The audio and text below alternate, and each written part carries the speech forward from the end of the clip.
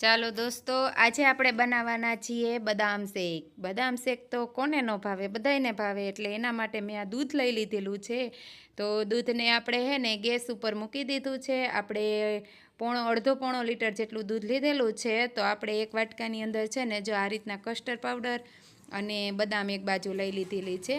મેં અહીંયા 50 ગ્રામ ઉપર બદામ લીધેલી છે અને 1 ચમચા જેટલું મેં કસ્ટર્ડ પાવડર લઈ લીધેલો છે. તો તૈયાર પેકેટમાં પણ આવે જ છે, પણ મેં આ રીતના હું બદામ શેક બનાવું છું. તો આ રીતના તમે પણ બનાવજો. તો આપણે કસ્ટર્ડ પાવડરની અંદર છે ને ગરમ પાણી નહીં પણ સાદું પાણી હોય ને તો પણ ચાલે, અને ગરમ પાણી એડ કરવું હોય તો પણ ચાલે, તો અને દૂધ એડ કરવું હોય તો પણ ચાલે. તો મેં આ રીતના પાણી નાખી અને કસ્ટર્ડ પાવડર છે ને હલાવી લીધેલો છે અને એકદમ પાવડર પાણીની અંદર મિક્સ થઈ જાય ત્યાં સુધી હલાવેલો છે. તો આ રીતના તમે જોઈ શકો છો, આ રીતના કન્ટિન્યુમાં આવી જાય ત્યાં સુધી આપણે કસ્ટર્ડ પાવડરને મિક્સ કરવાનો છે. તો કસ્ટર્ડ પાવડર મેં મિક્સ કરી નાખ્યો છે અને દૂધ આપણું ગરમ થઈ જાય ત્યાં સુધી આપણે આ રીતના બદામ છે ને એના કટ પીસ પણ કરી રાખશું. એટલે આ રીતના આપણે હવે કસ્ટર્ડ પાવડર છે ને દૂધની અંદર ઉમેરશું.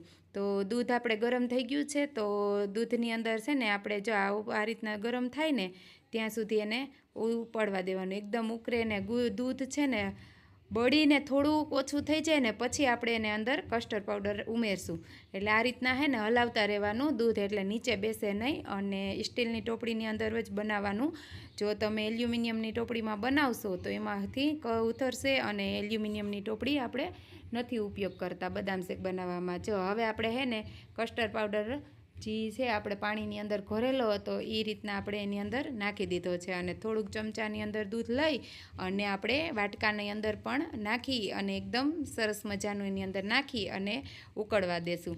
એટલું ઉકળવાનું કે આપણે આપણું બદામ શેકનું દૂધ છે ને ઘટ ન થઈ જાય ને ત્યાં સુધી ઉકળવા દેવાનું. અને આ રીતના તમે જોઈ શકો છો, આપણે હલાવીએ છીએ તો ચમચાની એક જ ધારે પડતું હોય ને એ રીતના આપણે હલાવવાના છીએ. તો આ રીતના આપણે એમાં અડધો પોણો લીટર જેટલું દૂધ છે તો આપણે 40થી 50 ગ્રામ જેટલી ખાંડ અંદર એડ કરેલી છે.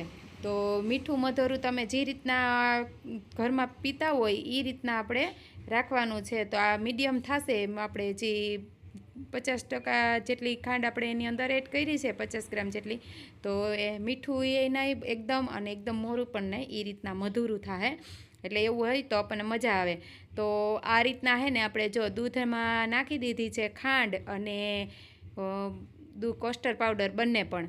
તો આ રીતના આપણે એને હલાવીએ છીએ. તો આ કસ્ટર્ડ પાવડર અને ખાંડ ઓગળી જાય અંદર ત્યાં સુધી હલાવશું, અને આપણું બેટર છે દૂધ છે એ એકદમ ઘટ થઈ જાય ત્યાં સુધી આપણે હલાવશું. તો આ રીતના ચમચાની મદદથી આપણે જોઈ લઈએ કે થઈ જાય, અને પછી એની અંદર આપણે બદામ જે તમને બતાવી હતી મેં 50 ગ્રામ જેટલી ઉપર આપણે બદામ લીધેલી છે, તો એ બદામ આપણે અંદર એડ કરી દીધી છે. બદામ છે ને તમે જો આ રીતના કટપીસ કરીને નાખશો ને એટલે સરસ એકદમ મસ્તની બદામ શેકમાં સરસ લાગશે. અને હાવ ખમણીને નાખો ને તો એ હાવ પાવડર થાય. એટલે એની હિસાબે આવા કટકા જ રાખવાના. એટલે બદામ સરસ મજાની આપણે દૂધની અંદર એડ કરી દીધી છે. તો એ બદામ નાખ્યા પછી પણ આપણે 5થી 10 મિનિટ જેટલું થાય ત્યાં સુધી ઉકળવા દેવાનું, કેમ કે બદામ છે ને એ એકદમ સરસ મજાની એની અંદર મિક્સ થઈ જાય, અને જે દૂધને ખાંડ નાખેલી છે ને એ બદામ એક કરી લેશે એના ઉપર, એને મસ્ત મજાનું એડજસ્ટ થઈ જાય એ રીતના આપણે કરવાનું છે. તો આ રીતના જો આપણે ચમચો અંદર રાખેલો છે ને દૂધનો ઉફાણો આવે છે તમે જોઈ શકો છો. તો આ રીતના દૂધ એકદમ ઉકળી જાય ત્યાં સુધી આપણે રાખવાનું છે. તો આપણે જોઈ શકીએ છીએ કે ઉફાણો આવે જ છે. તો આ રીતના તમે પણ ઉકાળવા દેજો દૂધને એકદમ સરસ મજાનું. તો આ બદામ શેક પીવામાં બહુ મસ્ત લાગે છે. અને આટલું દૂધ છે ને આપણે 2 ગ્લાસ જેટલું દૂધ બનીને તૈયાર થઈ જાય. મોટા 2 ગ્લાસ, નાના તમે કરો તો 4થી 5 ગ્લાસ જેટલું થાય. પણ આપણે જે સામે ગ્લાસ કાચનો દેખાય છે એ ગ્લાસ ભરીને કરો ને તો 1.5-2 ગ્લાસ જેવું દૂધ થશે, કેમ કે એ 300 ગ્રામ પાણી હમાય એટલું આપણે એની અંદર હમાય. જો આ બીજી બદામ હતી ને એ પણ મેં એની અંદર એડ કરી દીધી છે કટકા કરીને. તો સરસ મજાનું આપણું બદામ શેક બનીને તૈયાર થઈ ગયું છે. અને આપણે એની અંદર છે ને પેડા પણ એડ કરવાના છે.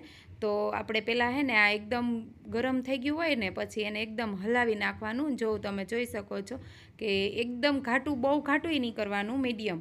તો આ રીતના બનીને તૈયાર થઈ ગયું છે. તો આ રીતના આપણે બદામ શેક બનીને કમ્પ્લીટ થઈ ગયું છે. હવે એને આપણે ગેસને બંધ કરી દેશું અને પછી નીચે ઉતારી લેશું. તો આ રીતના આપણું બદામ શેક છે ને મસ્ત બનીને તૈયાર થાય છે. તમે આ રીતના બનાવો ને તો ઘરમાં એકદમ મજા આવે પીવાની, અને બહાર કરતાં પણ એકદમ શુદ્ધ થાય. બહાર તો શું નાખતા હોય આપણને ખબર ન હોય કે પાવડર નાખતા હોય. આપણે આ સ્પેશિયલ દૂધમાંથી સરસ મજાનું બનાવેલું છે. ને દૂધ છે ને મલાઈવાળું દૂધ રાખવાનું, કે મલાઈ કાઢીને પછી નાખશો ને તો એનો કોઈ સ્વાદ આવશે નહીં. એટલે આ રીતના ને તમે દૂધ અને બદામ અને ખાંડ અને માવો અથવા તો પેળો જે તૈયાર આવે ને એ પણ તમે નાખી શકો. તો આ 3-4 વસ્તુથી આપણે બદામ શેક એકદમ મસ્ત બનીને તૈયાર થઈ જશે. તો આ રીતના હળવે હળવે જો હલાવવાનું. આપણે બદામ શેક થોડુંક બહાર નીકળી ગયું છે, કારણ કે હું જોઉં છું કે નીચે બેસતું નથી ને. જો બેસી જાય સ્ટીલના વાસણમાં એટલે ખાસ ધ્યાન રાખવાનું. તો આપણે હવે નીચે ઉતારી લેશું, અને નીચે ઉતાર્યા પછી હવે એની અંદર આપણે પેડા એડ કરી લેશું. તો પેડા એડ કરી અને આ રીતના આપણે જો તમે ભૂકો કરી પણ નાખો અને આ રીતના આખા નાખી દો. પછી આપણે ચમચાની મદદથી એને ક્રશ કરી નાખશું. તો આ રીતના આપણે પેડો મસ્ત મજાનો અંદર મિક્સ થઈ જાય ત્યાં સુધી આપણે એને હલાવવાનો છે. અને હલાવાઈ જાય ને પછી આપણે એની અંદર મિક્સ કરી દેવાનો, એટલે એકદમ ગાંઠા ન રહે અને આપણો પેડો એકદમ મસ્ત થઈ જાય. તમે જોઈ શકો છો આપણે દૂધની આમાં મૂકી દીધું છે અને આ રીતના સરસ મજાનો પેડો બનીને બદામ શેક બનીને તૈયાર થઈ જાય. પેડો અંદર આપણે મિક્સ કરી દીધો. જોયું કેટલી બદામ અને કેટલું ઓલું થાય છે. એટલે દૂધ બરશે ને પછી ઓટોમેટિક તમને બદામ શેક મસ્ત લાગશે અને સ્વાદમાં પણ એક નંબર બને છે. તમે આ રીતના જો એલચીનો સ્વાદ ગમતો હોય તો નાખવાની. અમે કાંઈ નથી નાખતા, કેમ કે એલચીનો સ્વાદ ઘણાઈને ન પણ ગમતો હોય અને બદામ શેકમાં તો બને ત્યાં સુધી ન જ હોય. પણ તમારે જો સ્વાદ હાટું નાખવી હોય તો એલચી નાખી શકો છો. હવે આને આપણે ઠંડુ થવા ફ્રીજમાં મૂકી દેશું.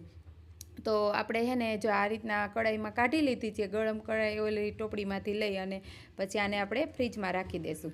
તો આપણે આને ફ્રીજમાં 15થી 20 મિનિટ રાખશો ને એટલે સરસ મજાનું ઠરી જશે. તો હવે આપણે જોઈ લઈએ કે ઠરી ગયું કે નહીં. તો એ ઠરીને એકદમ મસ્ત ઠંડુ હોય ને તો જ બદામ શેક પીવાની મજા આવે. એટલે આ રીતના આપણે ઠરી ગયું છે. તો હવે આપણે આ છે ને ગ્લાસની અંદર કાઢી લેશું અને ઠંડુ ઠંડુ એકદમ બદામ શેક છે ને એ પીશું. બહુ મસ્ત લાગે છે. તો જો આ એક ગ્લાસ આપણે ભરાઈ ગયો છે અને તે છતાં એક ટોપડીમાં તોય વધ્યું છે. તો આ રીતના તમે બદામ શેકનો ગ્લાસ બનાવી અને એકદમ સરસ મજાનો તૈયાર કરીને પી શકો. તમને વિડીયો ગમે તો લાઈક કરજો.